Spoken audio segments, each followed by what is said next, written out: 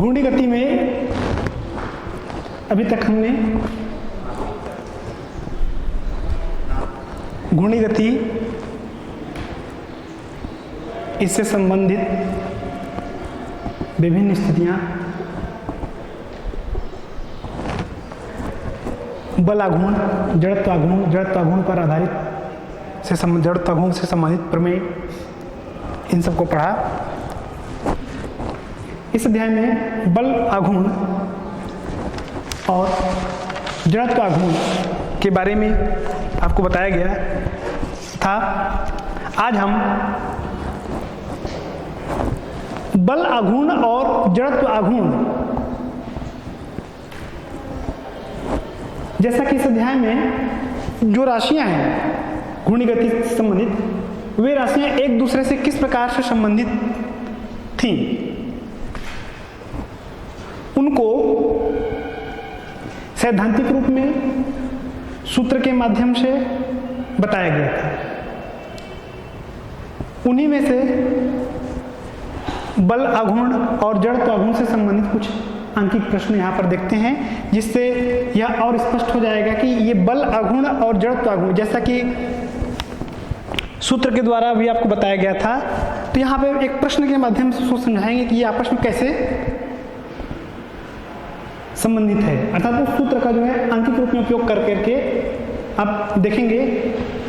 एक प्रश्न है इसमें, एक पिंड का जड़ आघूर्ण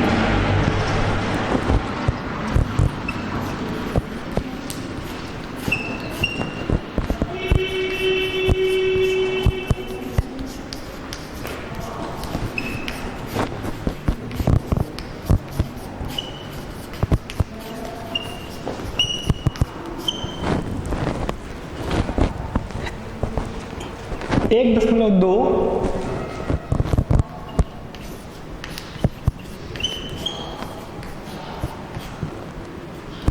किलोग्राम मीटर स्क्वायर है।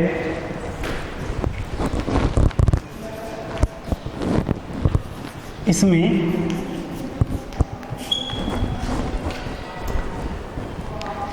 25 रेडियन,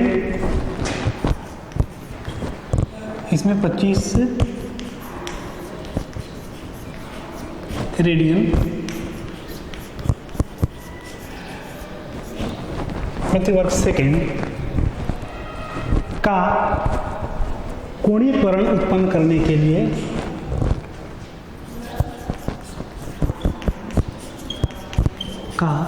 कोणीय त्वरण उत्पन्न करने के लिए आवश्यक बल आघूर्ण की गणना कीजिए।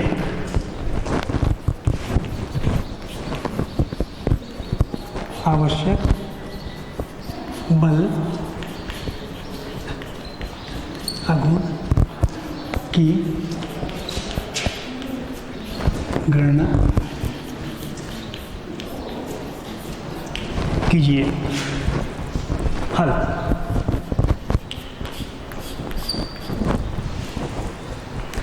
पहले प्रश्न को समझ लेते हैं। प्रश्न की क्या स्थितियां हैं और क्या करना है हमको। एक पिंड का जड़त्व आघूर्ण 1.2 किलोग्राम मीटर स्क्वायर है। इसमें 25 रेडियन प्रति वर्ग सेकेंड का कोणीय त्वरण उत्पन्न करने के लिए आवश्यक बल आघूर्ण की गणना कीजिए। जैसा कि पिछली बार व्याख्या में बताया गया था कि रेखीय गति में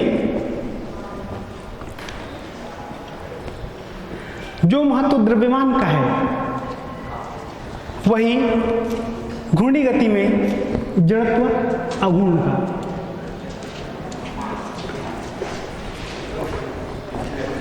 यहां पर पिंड का जड़त्व आघूर्ण ये दिया हुआ है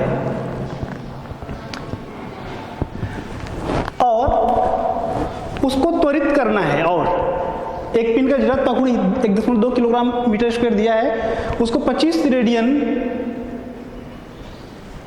प्रति वर्ग सेकेंड कोणीय त्वरण से त्वरित करना है। तो बल आघूर्ण की गणना कीजिए। जड़त्व आघूर्ण और बल आघूर्ण अर्थात बल आघूर्ण टाउ और जड़त्व आघूर्ण आई, ये जो सूत्र है tau equal to I alpha, इस सूत्र को हम स्थापना देखे थे, इस सूत्र के माध्यम से दोनों में संबंध देखे। अब यहाँ पर देखते हैं इसी सूत्र से, तो हमको इसमें दिया है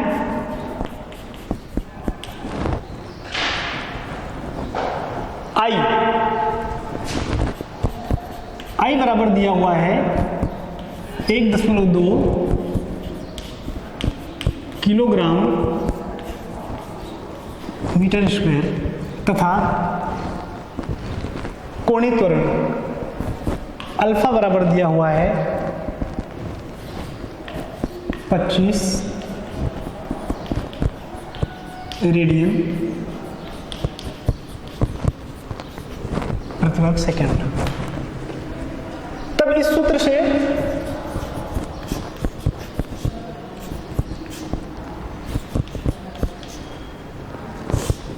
ये सूत्र है टाउ इक्वल टू हो जाएगा आई का मान 1.2 इंटू 1.2 गुणा अल्फा का मान 25, इसको सॉल्व कर लेंगे तो हो जाएगा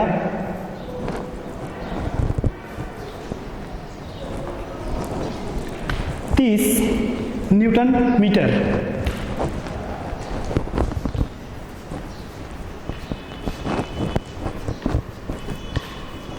ये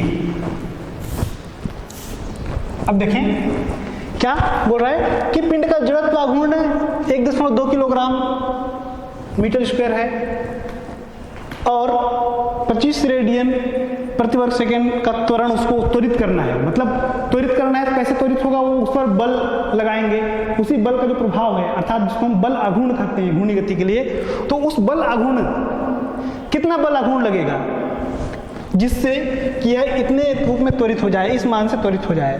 तो उस बल आघूर्ण का मान, ये जो दोनों में संबंध है बल आघूर्ण और जड़त्व आघूर्ण में संबंध वाला जो सूत्र है, उस सूत्र से देखें तो tau equal to 1.2 into 25 equal to 30 newton metre बल आघूर्ण का मान होगा। यहाँ पर प्रश्न में जो जानकारी मांग रही थी उस मान के साथ साथ में यह भी बात स्पष्ट हो गई कि उस पिंड को त्वरित करने का काम यह बल आघूर्ण अर्थात इस बल के प्रभाव से होगा, और उसका जो विरोध करने का काम कर रहा है वह आई है। एक इसी पर आधारित एक और प्रश्न देखते हैं, इसी बल आघूर्ण और जड़त्व आघूर्ण से संबंधित प्रश्न।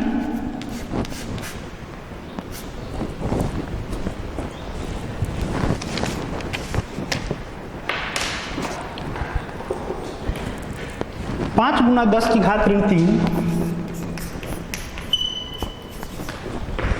5 गुना 10 की घात ऋण 3 किलोग्राम मीटर स्क्वायर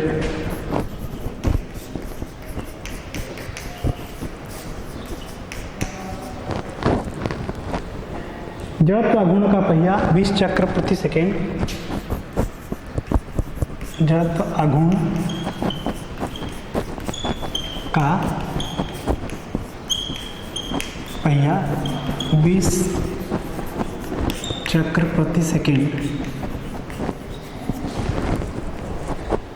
की दर से घूर्णी गति कर रहा है कि दर से घूर्णी गति कर रहा है। इसे 10 सेकेंड में रोकने के लिए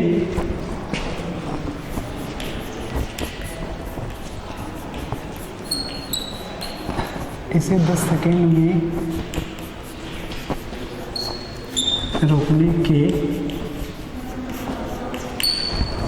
सेकेंड में रोकने के लिए आवश्यक बल आघूर्ण की गणना कीजिए। आवश्यक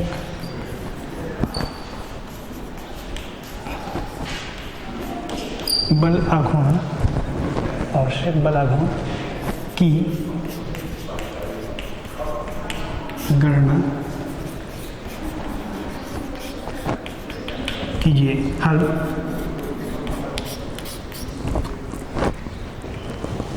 पिछले प्रश्न में हमने देखा था कि वो जो बल आघूर्ण जो हम ज्ञात कर रहे हैं या बल आघूर्ण का जो मान प्राप्त हुआ है उस बल आघूर्ण अर्थात पिछले प्रश्न के अनुसार ये 30 न्यूटन मीटर का बल आघूर्ण जो है उस 1.2 किलोग्राम द्रव्यमान वाले पिंड पर यदि अर्पित होता है तो उसको 25 रेडियन प्रति वर्ग सेकेंड से त्वरित कर देगा। इस प्रश्न में देख रहे हैं यहाँ पर, तो यह प्रश्न है, ये पिंड का जड़त्व आघूर्ण है, एक पहिया है जिसका जड़त्व आघूर्ण 5×10⁻³ किलोग्राम मीटर स्क्वायर है।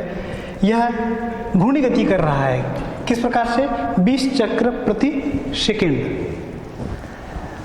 और 10 सेकेंड के पश्चात उसको रोकना है। घूर्णी गति कर रहा है और 10 सेकेंड के बाद उसको रोकना है, तो कितना बल आघूर्ण लगेगा? जैसे हम सामान्य गति में बोलते हैं कोई वस्तु गतिशील है, गति करते हुए आ रही है और उसको रोकना है तो कितना बल लगाना पड़ेगा, वैसे ही मतलब यहाँ पर कि घूर्णी गति कर रही है तो उस घूर्णी गति वाली स्थिति में कितना बल आघूर्ण लगेगा रोकने के लिए। इसमें सर्वप्रथम हम देख लेंगे, यहाँ पर सूत्र का उपयोग किया जाएगा tau equal to I alpha, जहाँ पर टाउ जो है बल आघूर्ण है, आई जो है जड़त्व आघूर्ण और ये कोणीय त्वरण। यहाँ पर दिया है, क्या क्या दिया हुआ है इसमें? तो इसमें आई बराबर दिया है 5 गुना दिया है आई बराबर 5 गुना 10 की घात ऋण 3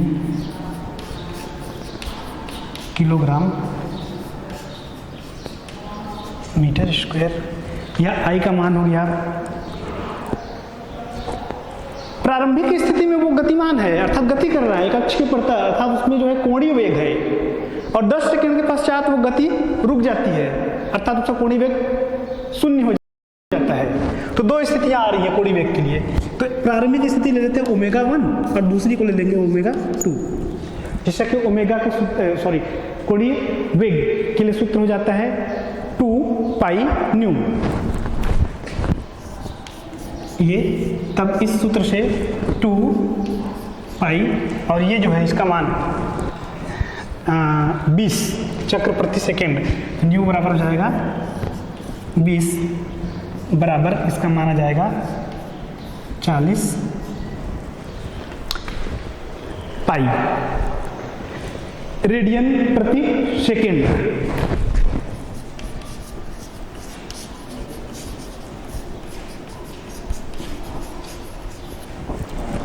और ω2 चूंकि वो दूसरी स्थिति में रुक जा रही है, 10 सेकंड के पश्चात रुक जा रही है, तो ω2 बराबर हो जाएगा 0। तब सूत्र से tau equal to I alpha जो सूत्र है यहाँ पर, इस सूत्र में हम मान रख लेंगे। यहाँ पर अल्फा क्या है? तो अल्फा जो है कोणीय त्वरण, जैसे कि कोणीय त्वरण बताया गया है कोणीय वेग में परिवर्तन की दर। तब इधर सूत्र लिखेंगे tau equal to I alpha या I into ω2 minus ω1 upon T, या आई का मान रख लेते हैं, तो आई का मान आ जाएगा 5 × 10⁻³ इंटू ω2 इक्वल टू 0 है, माइनस ω1 का मान है ये 40 पाई अपॉन टी का मान है 10। ये हो जाएगा 5 × 10⁻³ ये माइनस यहाँ पर आ जाएगा, मल्टीप्लाई कर रहे हैं तो इंटू 40 पाई अपॉन 10, या ये टर्म्स कैंसिल हो जाएंगे इसमें, ये इससे तो 0 इससे कट जाएगा, आ जाएगा, इसको मल्टीप्लाई कर लेंगे तो ये जाएगा 20 × 10⁻³ अर्थात 10 की घात 3, या इसको और लिख सकते हैं 2 × 10 की घात ऋण 2, किसका मान टाउ का मान। तो टाउ का मान आया 2 गुना 10 घात ऋण 2 और साथ ही साथ में इसमें पाई, यह पाई और ये ऋण चिन्ह यहाँ पर रहेगा तो यहाँ भी ऋण चिन्ह कर लेंगे ये। तो ये मान प्राप्त हुआ टाउ का। टाउ का मान क्या प्राप्त हुआ? टाउ इक्वल टू -2 इंटू 10⁻⁻2 पाई, अर्थात ऋण 2 गुना 10 की घात ऋण 2 पाई। साथ ही साथ मात्रक लगा लेंगे बल आघूर्ण का, तो ये हो जाएगा, यहाँ पर लिख सकते हैं न्यूटन मीटर। ये तो इस प्रकार 5 गुना 10 की घात ऋण 3 किलोग्राम मीटर स्क्वायर जड़त्व आघूर्ण का पहिया है। 20 चक्र प्रति सेकेंड की दर से घूर्णी गति कर रहा है। 10 सेकेंड में रोकने के लिए आवश्यक जो बल आघूर्ण है वो बल आघूर्ण इस सूत्र से हम ज्ञात किए। तो चूंकि प्रारंभ में वो गतिमान है, घूर्णी गति कर रहा है, तो उसका वेग जो है वेग ज्ञात किए। वेग आया 40 पाई रेडियन प्रति सेकेंड और कोणीय वेग 10 सेकेंड के पश्चात रुक जाता है। तो इतना यहाँ पर समय दिया हुआ था, इसको लिख लेंगे यहाँ समय बराबर 10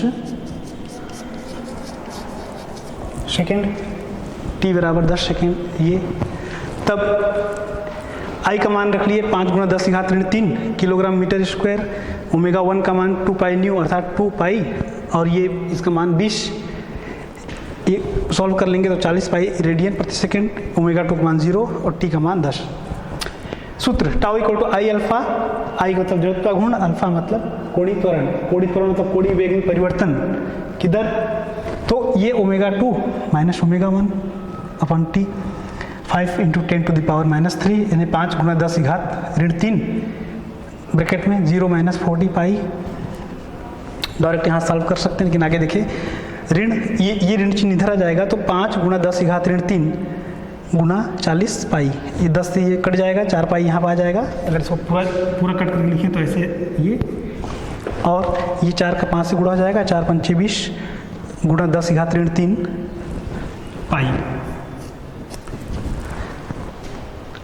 या इसको और आगे इस रूप में लिख सकते हैं 2 गुना 10 की घात ऋण 2 पाई मात्रक के साथ न्यूटन मीटर। यहाँ पे एक ऋण चिन्ह दिख रहा है, यह ऋण चिन्ह क्या है? यही ऋण चिन्ह जो हम भौतिक मीनिंग बता रहे थे, अर्थात दोनों को किस रूप में हम समझ सकते हैं। जड़त्व आघूर्ण बल आघूर्ण एक दूसरे से जो संबंधित है, तो उसमें वही है कि बताया गया था कि बल आघूर्ण का मतलब क्या है कि किसी पिंड पर जब बल आघूर्ण आरोपित होता है तो उसको घूर्णन अक्ष के प्रति वो उस बल के प्रभाव से घुमाता है, और जड़त्व आघूर्ण वो पिंड का वह गुणधर्म है जो कि बल आघूर्ण का विरोध करता है। तो यही यहाँ पे जो ऋण चिन्ह है, यह ऋण चिन्ह क्या कर रहा है? तो ऋण चिन्ह जो है बल आघूर्ण की घूर्णन दिशा के विपरीत अर्थात विरोध को दर्शा रहा है, या ऐसा कहें कि घूर्णन दिशा के विपरीत जो है बल आघूर्ण की दिशा, अगर वो इधर घूम रहा है तो बल आघूर्ण इस दिशा में रहेगा और वो क्या करेगा, उसको रोक देगा, या ऐसा कहें कि रोकने के लिए यहाँ आवश्यक बल आघूर्ण का मान है।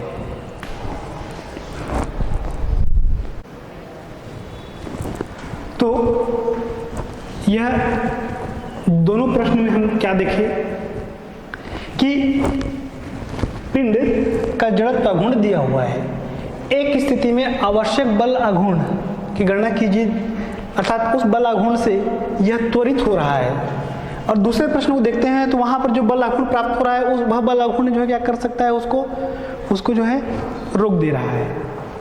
मतलब कि वह जो जड़त्व आघूर्ण है, वह जड़त्व आघूर्ण एक प्रकार जैसे हम बताया गया था पहले कि रेखीय गति में जो महत्व द्रव्यमान का है, घूर्णी गति में वही महत्व जड़त्व आघूर्ण का है।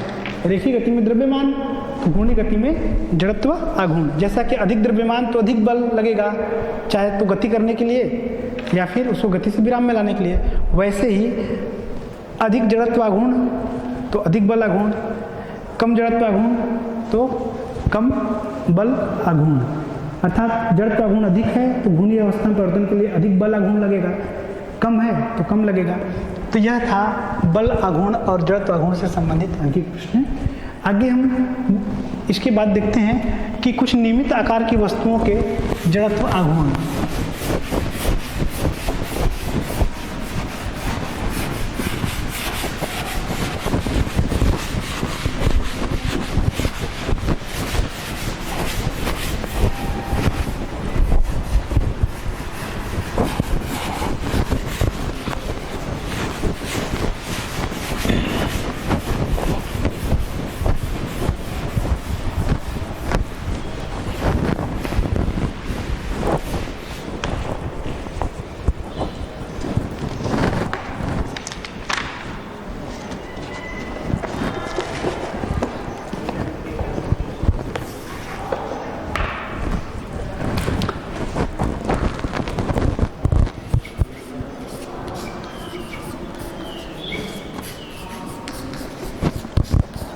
कुछ नियमित आकार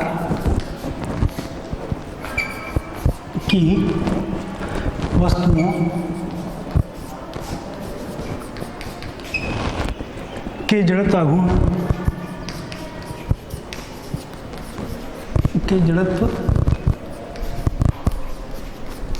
आघूर्ण के लिए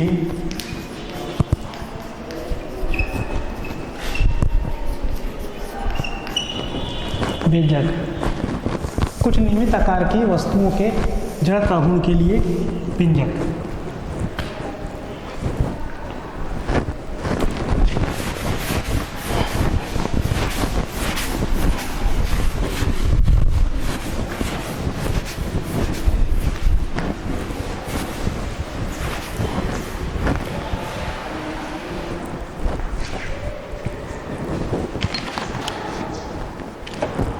अभी हमने बल आघूर्ण का मान ज्ञात किया था, जड़त्व आघूर्ण का मान दिया गया था, प्राप्त प्रश्न में था, में दिया गया था और बल आघूर्ण ज्ञात किए। अब यदि जो पिंड या वस्तु है उसका जड़त्व आघूर्ण हमको ज्ञात करना है, जिसमें कि जड़त्व आघूर्ण ज्ञात करने के संबंधित लंब अक्ष का प्रमेय, योग का प्रमेय, समांतर अक्ष का प्रमेय बताया गया है, तो उन प्रमेयों का उपयोग करते हुए कुछ नियमित आकार की वस्तुओं, अब नियमित आकार की वस्तु मतलब कोई पिंड मान लिए तो इसमें हम देखते हैं सर्वप्रथम हम पतली छड़ का, पतली छड़ के लिए जड़त्व आघूर्ण, जैसे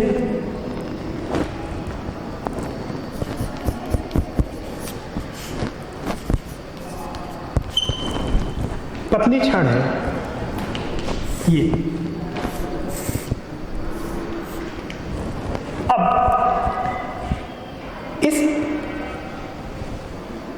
यह छड़ जो है घूम रही है, मान लीजिए कैसे घूम रही है,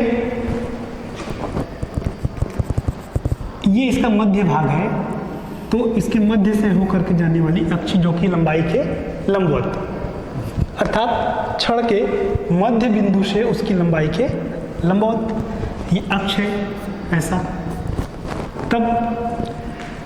तब इस स्थिति में जड़त्व आघूर्ण का मान होता है I equal to M L square upon 12। क्या बोला गया? पतली छड़ के लिए जब घूर्णन अक्ष जो है उसकी लंबाई के लंबवत, ये इसकी लंबाई माना, इस छड़ की लंबाई है स्मॉल एल, इस छड़ का द्रव्यमान है कैपिटल एम। यहां पर हम संकेत ले लेते हैं कुछ, जैसे एल का अर्थ हम ले लिए लंबाई, बी का अर्थ लेते हैं चौड़ाई, आर को त्रिज्या, एम उस पिंड या वस्तु का द्रव्यमान। तो हमें एल लंबाई का कोई छड़ दिया हुआ है जिसका द्रव्यमान है एम, तब उसके लिए उसके मध्य बिंदु से उसकी लंबाई के लंबवत जाने वाली जो अक्ष है उसके लिए उसकी लंबाई के लंबवत जो मान रहेगा वह हो जाएगा लंबाई के लंबवत अक्ष है, यह है अक्ष, ये लंबाई है, इसके लंबवत मध्य बिंदु से जा रहा है, तो आई का मान एम एल स्क्वायर अपॉन 12। यदि यह घूर्णन अक्ष छड़ के एक सिरे से है, ये मान लीजिए इस सिरे से जा रहा है ये, और कैसे गया है उसी रूप में है कि लंबाई के लंबवत है, लंबाई के लंबवत है लेकिन एक सिरे पर है, मध्य में ना होकर के किनारे है, तब उस स्थिति में आई का मान हो जाता है एम एल स्क्वायर अपॉन 3। छड़ के लिए हो गया।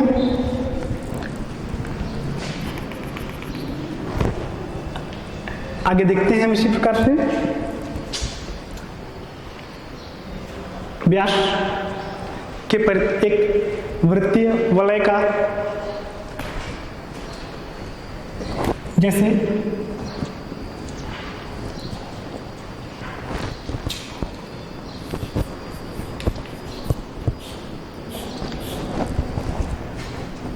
कोई वृत्तीय वलय है जिसकी त्रिज्या r है,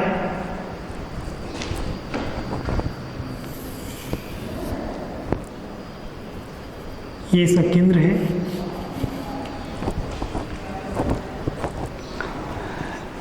इसमें अक्ष हम कहाँ पर ले रहे हैं? तो अक्ष को जो है व्यास के परितः,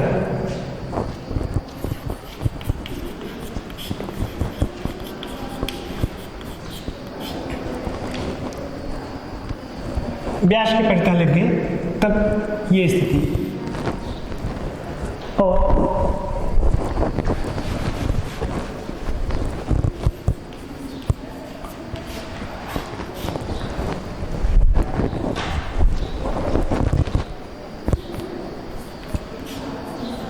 पतला वृत्तीय वलय। मान लीजिए r त्रिज्या का एक वलय है जिसका द्रव्यमान है कैपिटल M। अक्ष घूर्णन अक्ष जो है वो इसके ये व्यास के परितः होकर के जा रही है ऐसे। तब इस स्थिति में इसका I का मान अर्थात जड़त्व आघूर्ण का मान जो है वह होता है I = 1/2 mr², 1/2 mr²। ये और अगर केंद्र पर तल के लंबवत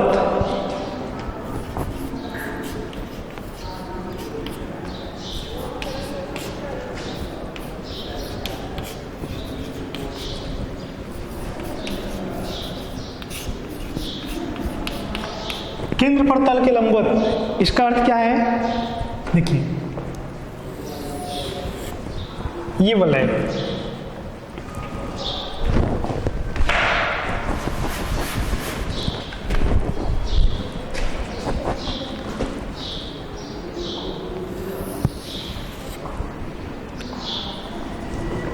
ये इसका केंद्र है और ये अपने तल के लंबवत जा रहा है ऐसे अक्ष।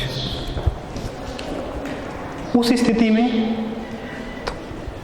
केंद्र पर तल के लंबवत से तात्पर्य है कि अगर ये वलय है, वृत्तीय वलय है, तो उसके केंद्र से होते हुए और तल के लंबवत जाने वाली अक्ष के परितः जड़त्व आघूर्ण। ये पहली स्थिति में ये अक्ष था, अक्ष यहाँ पर अक्षीय है,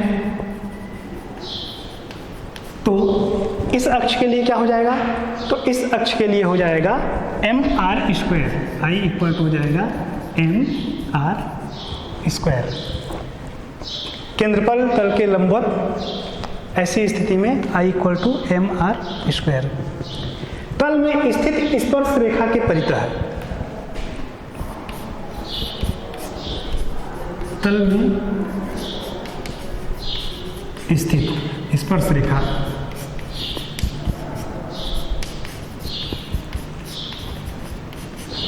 के परितः। अब तल में स्थित स्पर्श रेखा के परितः कैसे लेंगे? तो देखिए ये वलय, ये इसका तल, जैसे ये वलय है तो इसी के तल में इसको स्पर्श करते हुए जाने वाली रेखा, ये रेखा हो गया, ये तल में स्थित स्पर्श रेखा के परितः। तो ऐसी स्थिति में इसका मान हो जाता है I = 3/2 mr²।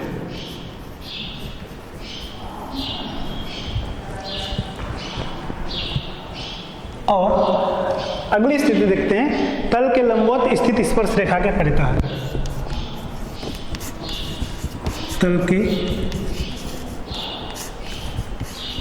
लंबवत स्थित स्पर्श रेखा के परितः। ये पहली स्थिति, ये दूसरी स्थिति में, और चौथी स्थिति है तल के लंबवत स्थित स्पर्श रेखा। तल के लंबवत मतलब जैसे ये वलय है, ये इसका लंबवत, और इस लंबवत रूप में स्पर्श करके जाने वाली रेखा ये क्या हो जाएगा, इसका अक्ष। इसमें अक्ष ये है, इसका अक्ष ये, इसका अक्ष यहाँ पर, इसका अक्ष ये ऊपर, ये। तो इस स्थिति में I का मान बराबर हो जाएगा 2m,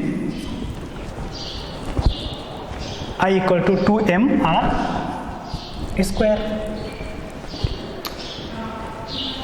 एक बार पूरी स्थितियों को देखते हैं तुलनात्मक रूप में कैसे। सर्वप्रथम व्यास की परितः वलय वृत्ताकार रिंग, उसमें तो उसका ये भाग है, ये अंदर का भाग पूरा खोखला है, मतलब खाली रिंग है ये वलय। तो इसका व्यास ये केंद्र है, तो और इसकी त्रिज्या ये r त्रिज्या है। तो इसके व्यास से होकर के जाने वाली रेखा है अर्थात अक्ष है। तो उसके लिए जड़त्व आघूर्ण का मान बराबर हो जाएगा I equal to mr square. अब केंद्र से होकर के अगर जा रही है, कैसा वलय है, उस वलय के केंद्र से होकर के, और केंद्र से होकर के फिर दो स्थितियां हो जाएंगी। तो एक लंबवत जा रहा है, कैसा, केंद्र से होकर के लंबवत जा रहा है, तब तो केंद्र पर तल के लंबवत, केंद्र पर तल के लंबवत होकर के जा रहा है, तो उसका मान क्या हो जाएगा, ये I equal to mr square. देखिए ये व्यास के लिए है, तो ये mr स्क्वायर हो जाएगा। तल में स्थित स्पर्श रेखा के परितः ये केंद्र है, इस तल में स्थित ये स्पर्श करके जाने वाली रेखा है, इसके परितः ज्ञात करना है। तो इसका मान आता है 3/2 mr स्क्वायर, जहाँ पर r त्रिज्या है, ये इसमें ये त्रिज्या r, ऐसे यहाँ पर इसको r ले लेंगे, ये त्रिज्या। और तल के लंबवत स्थित स्पर्श रेखा के परितः है, तो तल के लंबवत स्थित स्पर्श रेखा के परितः I equal to 2mr square. यह तो वलय के लिए था, अर्थात ऐसी आकृति जो केवल बाहरी रूप में, और वृत्तीय आकृति, एक वृत्तीय आकृति जिसका अंदर भाग जो है वो खाली है।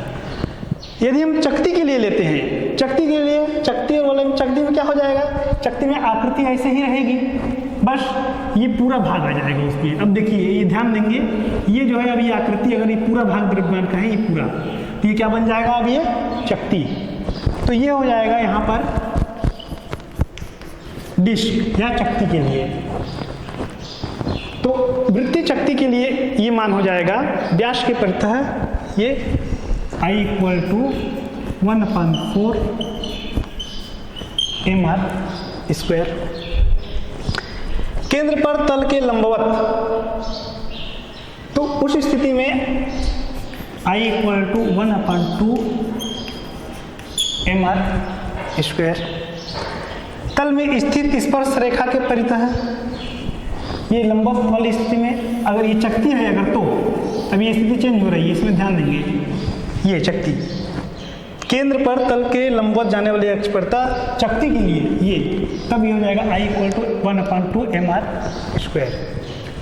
तल में स्थित स्पर्श रेखा के परितः यदि कोई चकती है, जैसे आकृति ये मैं बना रहा हूँ ये, और इसको स्पर्श करके जा रही है, तब हो जाएगा I equal to 5/4 mr square.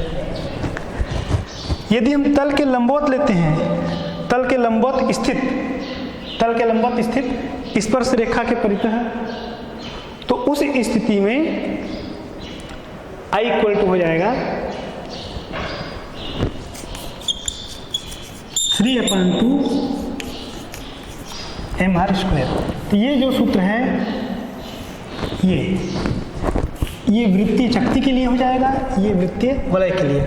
वलय की शक्ति की स्थिति में ये भाग पूरा द्रव्यमान वाला भाग लेंगे, ये पूरा शक्ति वाली स्थिति आ गई।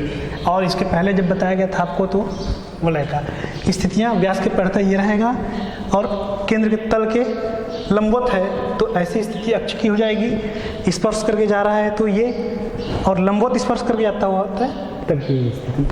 तो इस प्रकार से वलय के लिए सूत्र 1/2 mr² व्यास के पड़ता है, केंद्र पर तल के लंबवत mr² और तल में स्थित स्पर्श रेखा के पड़ता 3/2 mr² और तल के लंबवत स्थित स्पर्श रेखा का पड़ता I = 2 mr²। वैसे डिस्क की वाली स्थिति में आ जाएगा क्रमशः इसी रूप में 1/4 mr², 1/2 mr² और I = 5/4 mr², I = 3/2 mr²। ये विभिन्न आकृतियाँ, विभिन्न स्थितियाँ हैं। ये क्षण के लिए था, ये वृत्तीय वलय के लिए सूत्र है और शक्ति के लिए। तो इस प्रकार से अलग अलग स्थितियों में जड़त्वाघूर्ण का मान का व्यंजक यहाँ पर है। ठीक है, धन्यवाद।